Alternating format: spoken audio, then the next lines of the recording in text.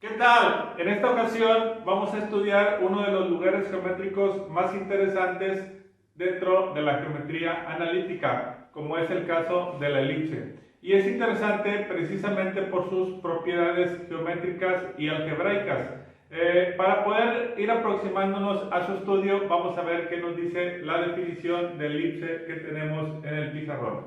Dice que la elipse es el lugar geométrico formado por los puntos. Nosotros ya sabemos que todos los lugares geométricos, ya sean líneas, círculos o cualquier lugar geométrico, se forma por una sucesión de puntos que se van uniendo entre sí. Entonces nos dice que está formado por la unión de puntos, cuya suma de distancias a dos puntos fijos llamados focos es siempre la misma. Ok, entonces aquí nos están dando una referencia que va a ser la principal referencia de dónde vamos a partir para encontrar las propiedades geométricas de la elipse. Y es que hay dos puntos a los que llamamos focos que tenemos aquí ya marcados en el pizarrón, y me dice que cualquier punto que forme la elipse va a tener una distancia de ese punto. Por ejemplo, si yo pusiera un punto por aquí, la distancia de este punto a un foco más la distancia de este punto al otro foco va a ser siempre la misma, independientemente del punto al que se refiera y que forme parte de esa elipse. Por ejemplo, si yo pusiera otro punto por aquí, la distancia de este punto al foco más la distancia de este punto al foco va a ser la misma que la que sumó este primer punto a las dos partes también, o a los dos puntos de los focos. Para poder hacer un ejemplo de esto y poder visualizarlo de una mejor manera, nos vamos a apoyar de este instrumento, que es una cuerda que tiene una distancia fija y que la vamos a tomar como línea de referencia para el trazo de la elipse. Y debemos de partir de los dos focos que ya tenemos establecidos. Entonces, lo que vamos a hacer es colocar esta cuerda como la distancia que van a sumar como la distancia que va a sumar desde el punto que yo vaya a fijar hasta uno de los focos y el otro. Es decir, si yo pusiera un punto aquí, este punto, esta distancia más esta distancia va a ser siempre la misma, porque la cuerda es la misma. Digamos que esta cuerda midiera, por poner un ejemplo, 10 unidades, podría ser diferente, pero digamos que midiera 10 unidades, entonces aquí esta suma más esta suma va a dar siempre 10 unidades. Probablemente aquí sea un poco menos, a lo mejor digamos que acá fueran 4 y acá fueran 6. Pero este punto, la distancia de aquí al foco y de aquí al foco va a ser siempre 10. Si yo muevo este punto, digamos que ahora lo fijo aquí, al ser la misma cuerda, seguiría siendo la misma distancia. Entonces ahora, como está el centro, seguramente acá habrá 5 unidades y acá habrá 5 unidades, pero seguirá midiendo 10. Y si yo pusiera un punto por acá, va a pasar lo mismo, que esta distancia más esta distancia va a dar 10 unidades. En realidad, las 10 unidades es un ejemplo, podrían ser 5, podrían ser 8, pero la condición de una elipse es que siempre se cumpla la misma distancia en todos los puntos hacia los focos. Entonces, si yo voy uniendo cada vez más puntos, puedo incluso formar una línea, incluso me puedo ir hasta este punto y la distancia, esta distancia más la distancia al otro foco va a ser la misma. Y así puedo trasladar esa línea a cualquier punto que yo requiera y voy a tener la misma distancia. En cada punto que fui trazando aquí, la distancia al foco, al primer foco y al segundo foco, que tengo marcado con F y F', es la misma. Lo mismo ocurre si lo hago por la parte de abajo de la elipse. Puedo irla trazando y en cada uno de los puntos que voy trazando se va a ir cumpliendo siempre la misma condición. Entonces, así es como nosotros podemos trazar una elipse. Ahora, decíamos que la elipse es muy interesante por sus propiedades geométricas y cómo se relacionan de manera algebraica. Entonces tenemos que empezar a entender cada una de las variables que intervienen dentro de la elipse. Primero, como nos habremos dado cuenta, la diferencia entre una elipse y una circunferencia es que en la elipse son parecidas, pero en la elipse tenemos un radio que va cambiando. En la circunferencia siempre tenemos la misma distancia del centro a cualquiera de los puntos de la circunferencia. Pero aquí no tenemos un centro, sino que tenemos dos focos.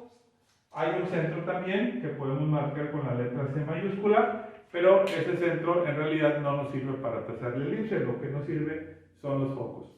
Tenemos también una distancia o un eje o un radio mayor, por así decirlo, y un radio menor, es decir, en esta distancia es menor que esta distancia. Entonces, a este eje mayor o radio mayor le vamos a llamar con la letra A mayúscula, A minúscula, y a este radio menor o a esta distancia menor de la elipse lo vamos a nombrar con la letra B minúscula. Otra propiedad que tenemos es que si yo observo, si yo pongo un punto aquí, la diagonal que se crea del foco a este punto sería exactamente la mitad de la cuerda que estoy utilizando. En este caso sería esta distancia y esta distancia, aquí sería justamente la mitad. Pero si yo voy a analizar el radio menor, el radio mayor, como en este caso, al analizar este punto que tengo aquí, entonces puedo concluir que la distancia desde el centro hasta este punto también es la mitad de la cuerda. ¿Por qué? Porque esta distancia y esta distancia es la misma. Entonces aquí tengo la mitad de todo esto. Y solamente me falta este segmento que también está repetido dos veces porque la cuerda va y regresa. Entonces, si aquí tengo la mitad de esto y aquí tengo también la mitad de lo que falta, puedo decir que la distancia A es exactamente la mitad de la cuerda. Y si aquí tengo la mitad de la cuerda, entonces esta diagonal también la puedo nombrar con la letra A. Por último, tenemos otra distancia, que sería la distancia del foco al centro de la elipse, y a esa distancia le vamos a llamar con la letra C minúscula. No confundir con el centro, que está marcado con la letra C mayúscula. Y una de las características de la elipse que me pueden ayudar a resolver muchos problemas es que justamente en esta parte de aquí se forma lo que sería un triángulo rectángulo. Entre la distancia A, que es exactamente la misma del radio mayor o del eje mayor de la circunferencia, más bien sería del radio mayor, porque el eje sería toda la distancia hasta este punto. La distancia B, que sería esta distancia del eje menor o del radio menor, por así decirlo, y esta distancia que estaríamos marcando con la letra C. Ahí tenemos un triángulo rectángulo, y en ese triángulo rectángulo aplicaría todas las propiedades del teorema de Pitágoras que nos pueden ayudar a resolver diferentes situaciones con la elipse. Además, hay otras propiedades que se relacionan con las fórmulas y que vamos a ver a continuación. Vamos a limpiar un poco el pizarrón para poder hacer espacio. Quitamos esto y seguimos analizando las propiedades de la elipse.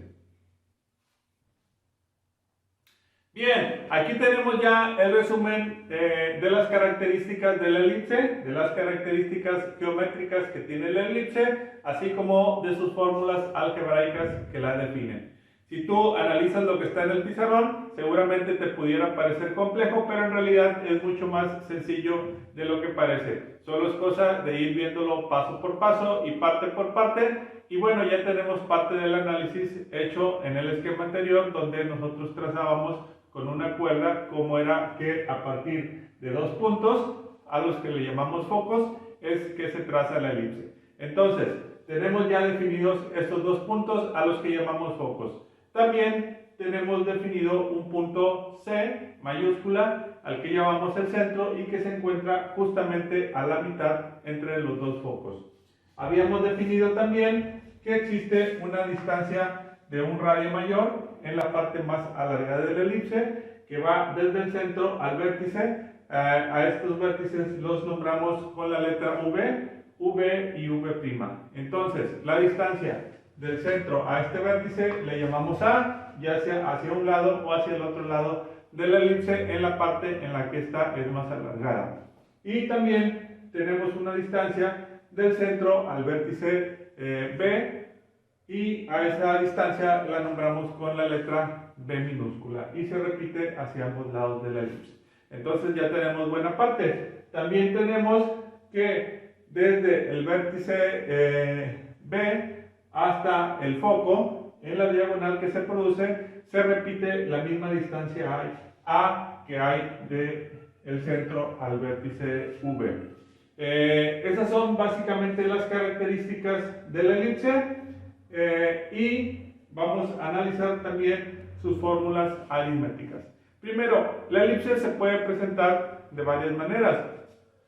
Puede ser que la elipse tenga centro en el origen, es decir, justamente en la intersección de los ejes X y Y puede ser también que este centro pudiera estar en algún otro punto, y entonces la elipse sería exactamente la misma, con las mismas características, solamente que desplazada hacia un lado, hacia el otro.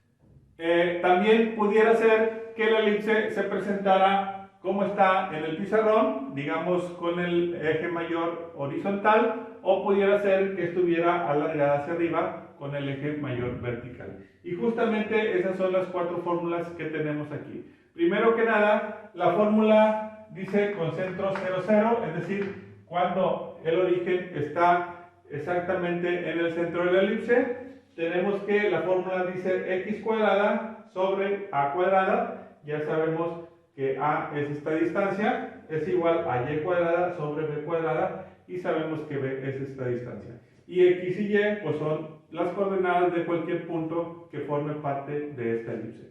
Algo importante de ver aquí es que la gráfica que está en el pizarrón corresponde exactamente a esta fórmula. Es decir, cuando la distancia a se encuentra sobre el eje de las x, como ocurre aquí, es decir, la elipse es alargada de forma horizontal.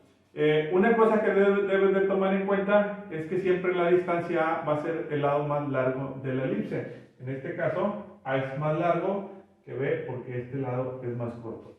Pero, ¿qué pasaría si el lado largo estuviera hacia arriba? Es decir, si la elipse tuviera, digamos, una forma como esta, vertical. Entonces, el lado A sería hacia arriba y las propiedades de la elipse serían exactamente las mismas, nada más que la fórmula cambiaría de esta manera: x cuadrada sobre b cuadrada más y cuadrada sobre a cuadrada. Es decir, ahora el valor que tiene mayor dimensión es el que está debajo de la y en la fórmula de la elipse con centro en el origen. Y todo esto debe estar siempre igualado a 1. Esa es una propiedad importante que debes de cuidar a la hora de despejar las fórmulas para establecer la ecuación de la elipse.